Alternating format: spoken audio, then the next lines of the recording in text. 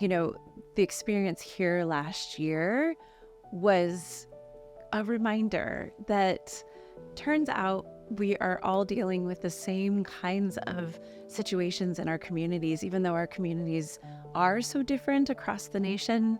The truth is that there are roadmaps that have been, paved with people's hard work and energy and time. And me coming here last year, I got to see, how are you dealing with that situation?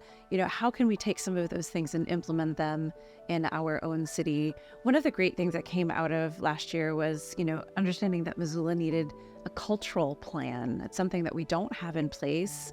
We have a lot of nonprofits that are doing incredible work, but we need to take time inventorying our assets and our resources. And that's something that I really solidified at last year's fly-in session. So that was sort of an indirect result. We weren't talking about cultural plans here, but it was in my conversations with other executive directors and arts leadership that made me realize that is our job, is to review the resources that we have within a community and making sure that we're using them the most efficiently as possible.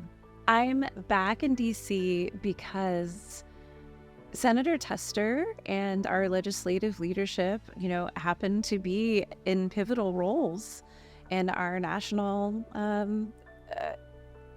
government. So it's important that we keep talking to our legislation. And Montana is changing.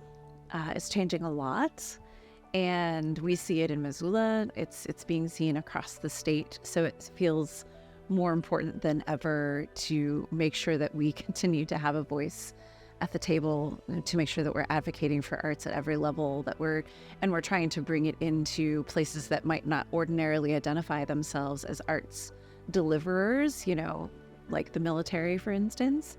So I'm back because I believe in this work, and I can see that it has real impact at the very smallest level, right, in the smallest community. Montana is run on nonprofits. It's a rural state. So, those nonprofits are doing really wonderful and hard work out in those smaller communities. So it's important that the government understands that what their decisions have major impacts on a lot of people in our state.